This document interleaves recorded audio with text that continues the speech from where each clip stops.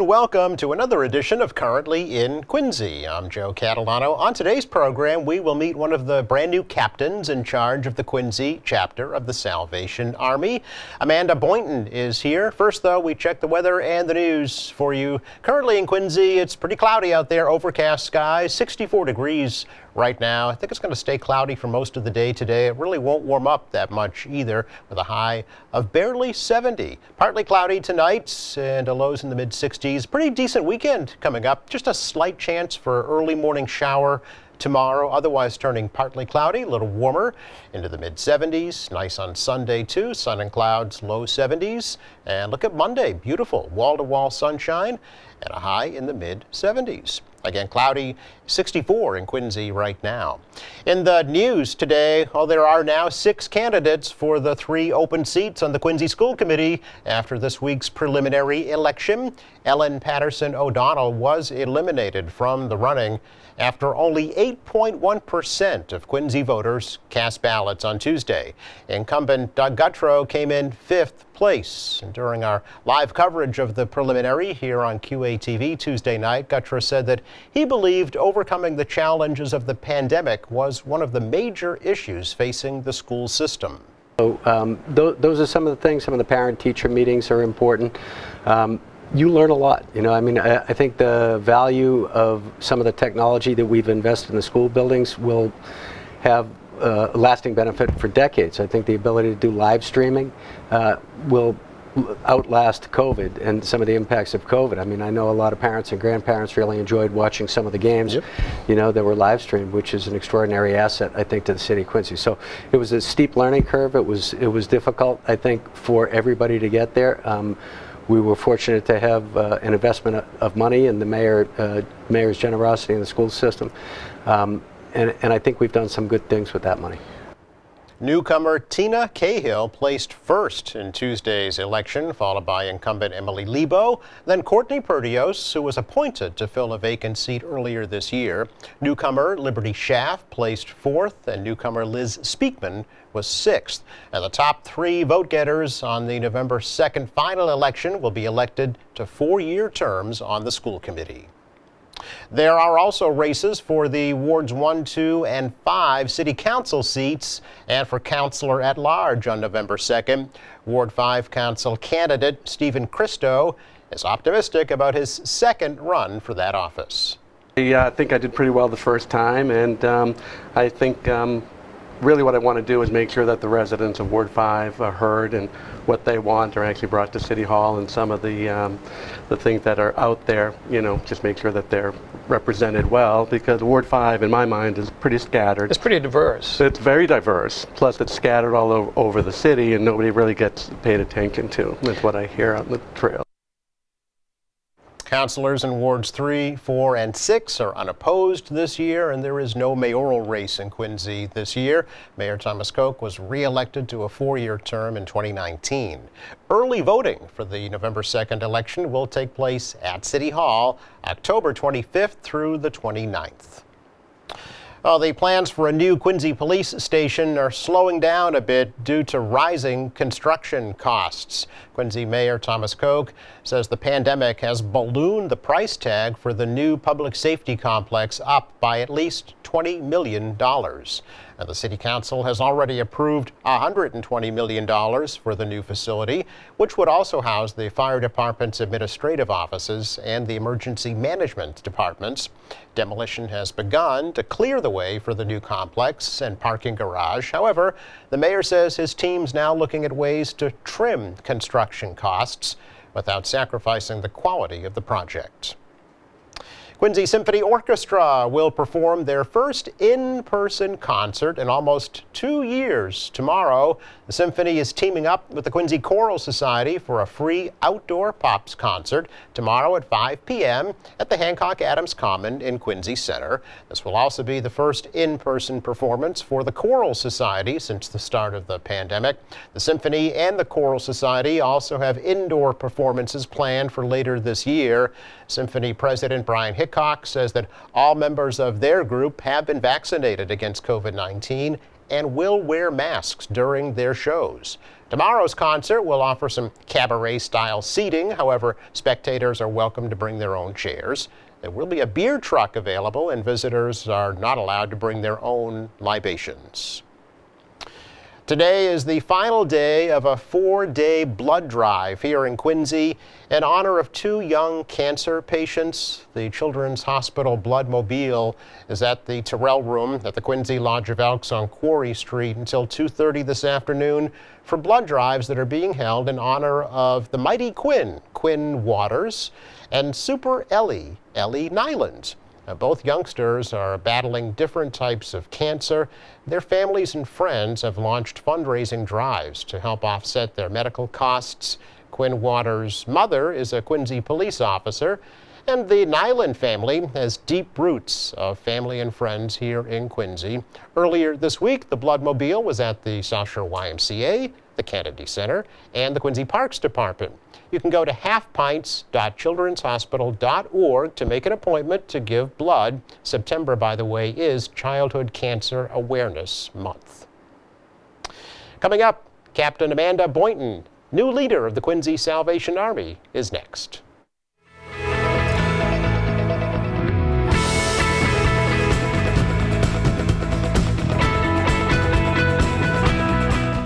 Welcome back. There is a new leadership on duty at the Quincy chapter of the Salvation Army on Baxter Street, and we're happy to welcome one of them. Captain Amanda Boynton is here to tell us a little bit about her story and about the needs and the programs provided at the Quincy Salvation Army. Nice to meet you, Captain. Thank you. Appreciate you coming over. No problem. We had a great relationship with your predecessors, Colin and Amber Maynor, and we wish them well, certainly, in their new endeavor. How long now have you and your husband been here in Quincy? Just a couple months. We got here at the beginning of July, end of June. Okay. So, yep. So tell me the Amanda Boynton, Adam Boynton story, if you could. So we met when we were just exiting high school. Okay. So just a couple of years ago. Yeah, then. just a few years ago. When we were in the Salvation Army programs. The Salvation Army has a large music program in a lot of places, and where we grew up in upstate New York, there was like a statewide program, and that's kind of how we met. We went to the same college, just a year apart. Where was that? It was Houghton College. It's out it's like 45 minutes south of Buffalo, New York. So if you're not really familiar with upstate New York, you might not really know, but middle of nowhere kind of city. There wasn't even really a gas station in town, but very similar to your own ENC that's in Quincy, but kind of out in the burbs. Okay, and you were both in the music program? No, he was in the music program. I studied teaching for a few years, and then I switched over to humanities after that. Okay, but that's where you met? That's where we met. Married soon after? We married in college. Really? Yeah, in between our senior year semesters. I graduated about a year early from there. So both of our senior year, even though he went in a year earlier than I was, it was the same time. And then we spent a semester there married, and then moved on to the Salvation Army's training school, which is kind of like our seminary school. Okay, where's that? It's in Nyack for this part of the territory. Okay. Nyack, New York, near the city, about an hour outside of the city. Okay, and how long is that program? It's 2 years. Oh, it is, okay. So we did 2 years there, and then from there we went to New Jersey. Okay. For our first Salvation Army appointment. First appointments, yeah. And so how long were you there? We were there 6 years. 6 years? Yes. It was a good stay. Good stay. Yeah, it was. Because has the whole kind of model changed with the Salvation Army in terms of leadership? No, not really. Okay. They still move us, and the average stay is usually 3 to 5 years. Okay. They have been pushing more for like a little bit of a longer stay than traditionally had been, so it's leaning more towards like the 4 to 5 years on average. Okay. That doesn't mean that there aren't people that stay for a long time. Like my husband's parents actually stayed 13 years in one appointment out in New York. So it just kind of depends on the situation, what's going on at the Corps. A lot of moves are sparked by other people having to move too, so it's kind of a domino effect sometimes. So yeah. it's good stuff. Yeah, well, I mean, here in Quincy, there was the same leadership for many, many, many years Yeah. before there have been, quite a number of turnovers since then. Yeah. So here you So are. hopefully we'll stay for a while. Hopefully you'll then. stay for a little while. Yeah, exactly. Yes. How does this current assignment here in Quincy compare to your previous assignment in New Jersey? Oh, they're all so different. Yeah. You know, our appointment in New Jersey was lovely. It was a very small town. Okay. So think as rural as New Jersey gets. That's what I always say, because I've lived in real rural, when I call it real rural. Upstate New York, is- it's more where cows than like people, I said, right? there Yeah. wasn't even a gas station in town, Right. kind of rural. Yeah. That wasn't this wasn't that. More suburban. It was more of like what I would call suburban, but Okay. in New Jersey it was considered rural. Okay. All right. Yeah. you know. It's not Perth Amboy, but no, it's no, Okay. it's not the city, but it's not quite rural Gotcha. either. But they did have farms and things like that. Yeah. A very small little town. Salvation Army, where for a while the staff was just my husband and I.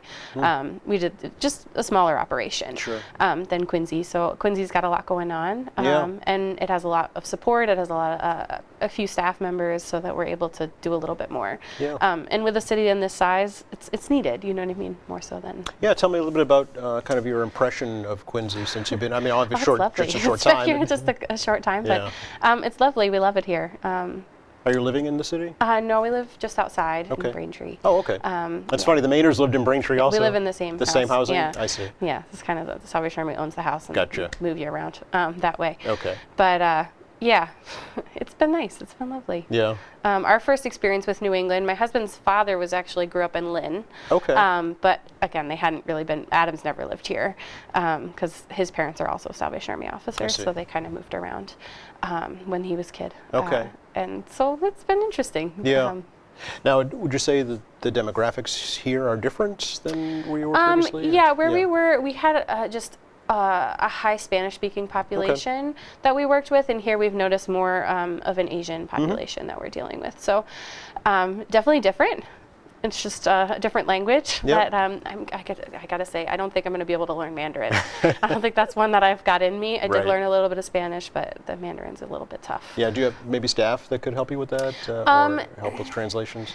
Do you need? Yes. You know. Anybody that does know Okay. Mandarin, you want to come and help out, that'd be great. Sure. Right now, I know our staff uses a lot of like the Google like text to speak Yes. kind of thing, but that only goes so far. It's Right. not the best. And we do translate a lot of like papers and stuff like Yeah. that into Mandarin and things like that. So in your short time that you've been here, Amanda, what kind of needs have you identified in the community that the Salvation Army could assist with? I know like some of our biggest needs just post-pandemic has been, we've got utility assistance, rental assistance, and still the food pantry Sure. is huge. That's Absolutely. been going on. So I know for us, pre-pandemic, they did have a good amount of volunteers that were coming to help, and with the pandemic, and there was a lot of loss, and we had to close to volunteers for a time. That's tough. Yeah. Yeah. And so I know the Mainers and our social worker were the only 3 staff there working through the pandemic, Wow. and it was a lot. Yeah. And they did the best they could through that time. But now that we've been able to open up a little bit, we've had a few of our volunteers come back, but they definitely need help. So Okay. we could use all the help we can get to help better serve our community. Okay. What jobs will they be doing if they did volunteer? So a lot of pantry stuff, Okay. stocking shelves, helping clients get their food bags, going through the refrigerators, making sure that the food's still good. Because, in a pantry, you get things shortly before Yeah. it's going to be too rough to Expired, eat. yeah. And we do try to give as many healthy options, so it's not just canned goods and cereals and things like that, but it's a lot more of like the fresh vegetables and fruit, which Okay. we're blessed to be able to give through donors in the community, but they do go bad quick. So Sure. we have to be able to have people that are able to turn that over to make sure we're not giving out anything rotten to our clients. Of course, yeah. And stuff like that. So. Okay. Who can be a volunteer, and how does that happen? Anyone can volunteer. Okay. If you're going to bring a kid, they do have to come with an adult, though. Of course, yeah. That's just typical. But yeah, we do have a standard background check form that we do for all of our clients because we do often work with vulnerable populations. Yes. And we just want to make sure everyone's protected. So course. you would have to do that, and you would just contact the office, which I think the main number you said is on the Yeah, we'll screen. put that up on the screen. Sure. Yep. So you just call us and we give you the paperwork to fill out. Okay. Is there a training involved for volunteers? Yeah, they would be like on the job. Our social see. worker would help you through what she needs done and stuff like that. So. Okay. And is there Yep. a minimum commitment that someone would have to make? Nope. No. Nope. Okay. Whatever time they Nope, she has and there's other options where if you're willing to drive, they have. We do have some shut-in clients that aren't able to leave their houses, so we do bring some of our pantry items to their doors. So we need help with that, Okay. stuff like all kinds of things. have. Okay. What are the current COVID protocols at the Salvation Army? If you're unvaccinated, you need to wear a mask. Okay. Most of our staff does wear a mask anyway, vaccinated or not. Sure. Just because for the safety of interacting with clients and things like that. So, Okay. You'll find it's mask friendly. Okay. You can wear a mask there to keep everyone safe. Sure. What so the food pantry? What other types of services do you offer, or do you need help with? Yeah, we do have some kids programs starting Okay. up again for our youth. They are just short, a couple days a week in the afternoons. Again, we have music programs at the Salvation Army Okay. for youth. Does your husband play during that? He does. He does. He's one of those. He kind of jack of all trades. He can kind of play a little bit of everything. Fun. Okay. Yeah, it's good.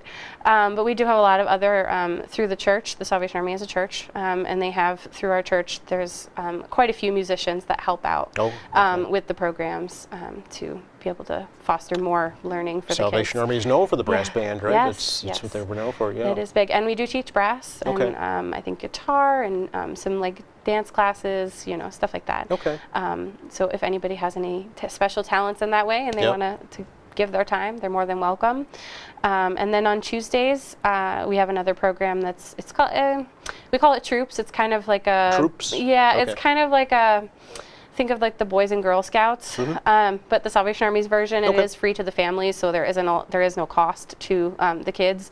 They earn badges, they learn things, and again, it's fun Okay. for them. So. And that all takes place at your Baxter yep. Street facility? Yes. Okay. Does that serve you appropriately right now, that building, do you think? Yeah, it's showing its age. Yeah, yeah. So it needs some work done. Okay, all right. We're definitely working on getting some bids and stuff in to make some changes to help it serve us a little better. Sure. The kitchen isn't quite up to snuff as to where it needs to be. Okay. There is no air conditioning anywhere in Oh, the building, gosh, really? which makes Oh. summer programs kind of difficult Yep. and things like that. So we've got some minor changes. I think Yeah. it was built in the 70s, but it's just kind of, so the space is great. Yeah. As There's a far, big gym in there. Yeah, Yeah. huge gym, and Yeah. we do have gym time like in the evenings and stuff. There's some rental groups that use it Okay. and things like that. But it's just a little bit of updates, Sure, sure, to yeah. make it more usable. Your Sunday services, are they back in person? Yes. They Okay. are. Yep. 11 o'clock. Okay. Those start, and 10 o'clock for like Sunday school and stuff like that. Okay. And masks required for services? Just or- for the unvaccinated. Same policy. Same policy. Okay. All right. Just Right. getting through it one day Yes. at a time, right? Yep. The holidays are not far off. No, they're not. And I know that's very Christmas pressing starts on your in minds. September for us. Sometimes August. We start the plans for Christmas Sure. very, very early, just to make sure that we're ready to do our fundraising and to help folks in the community with Christmas. So you need donations, I'm assuming, of gift packages or monetary donations? Yeah, I certainly? mean, the kettle campaign is coming up. It is, okay. So, that's usually mid-November that start, like shortly, either I think a week before Thanksgiving. Thanksgiving, yeah. We start, and again, that'll be our big fundraiser for the year. Yeah. So any help that people can give with that, see a bucket, feel free to give $1, or if you want to volunteer your time to stand at the kettle, give us a call. Okay. Because that's very valuable also. We are looking for sponsors for our toys campaign. We give out it's Angel Tree. There you can sponsor a family to get them gifts for Christmas. And if there's anyone in the community that needs that, or somebody that needs that, they can feel free to call us at Baxter Street. Our sign-ups are November 3rd and 4th for the families. That's our bulk sign-up. For families who would like to receive who would like assistance. to receive assistance. Okay. And then again, if you're looking to sponsor, a child or a family, you can give us a call and we'll get you those details. Okay. I'm assuming, since the pandemic, you've seen a dramatic increase in need for all your services. Yeah. Yeah, it does. It seems to get a little bit more every year, you know. But the way I think about it is I would so much rather be able to help you with Christmas than have you not pay your rent or not pay your utilities to give Okay. your kids Christmas. A little background on myself. My husband, and I said, was an officer's child. I grew up on the other side of things. We weren't well off. When I was a kid. And I remember my family, bless their hearts, they would actually go into debt to give us Christmas.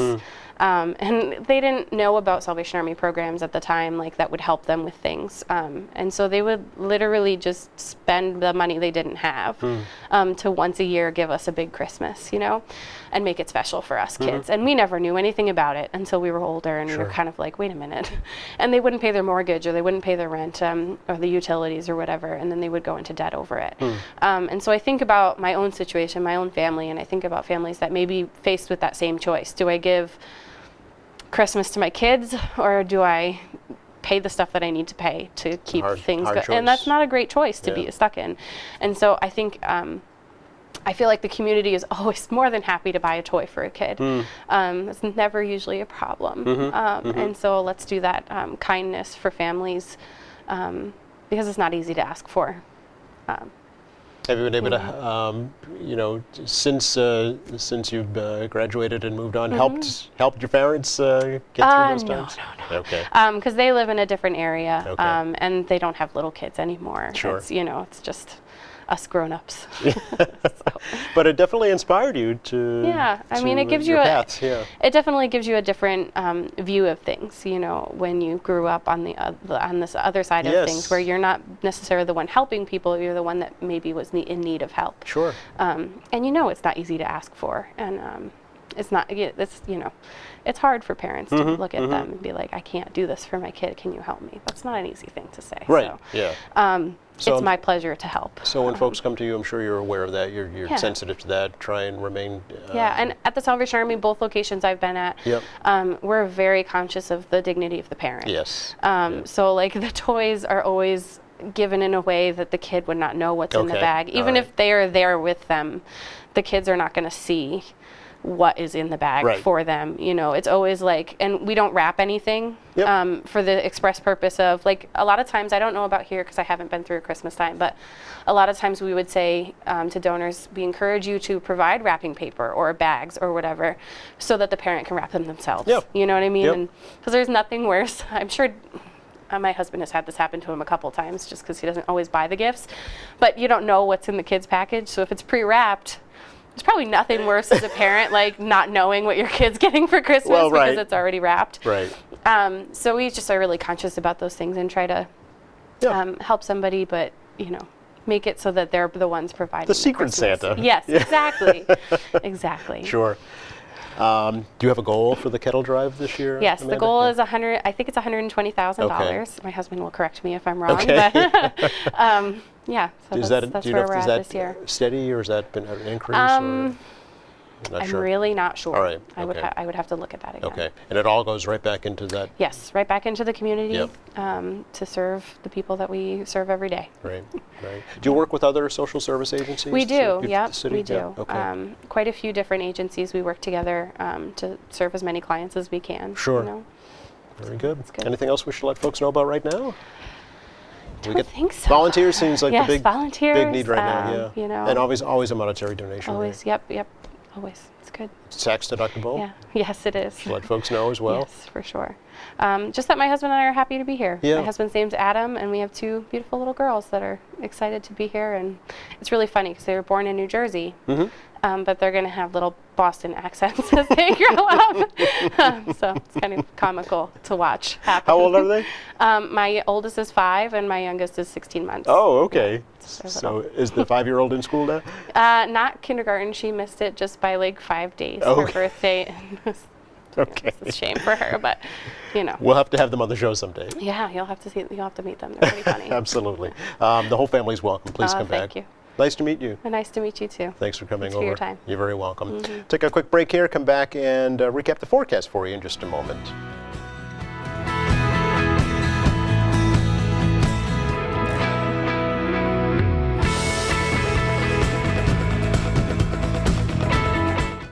Kind of what you see is what you get out the window in the weather department today. Cloudy and cool, believe it or not. Upper 60s, maybe 70 degrees. Tonight, partly cloudy, lows in the mid 60s. Nice weekend coming up, really.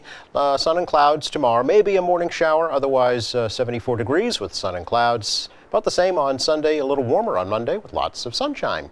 Thanks again going out to Amanda Boynton for joining us today from the Salvation Army. Thanks to our crew. Thank you for watching. Monday here in the program, the new head of school at the Woodward School for Girls in Quincy. Don't forget our website too. Go to qatv.org. You'll find our latest programs, news and information, video on demand, live streaming, and more.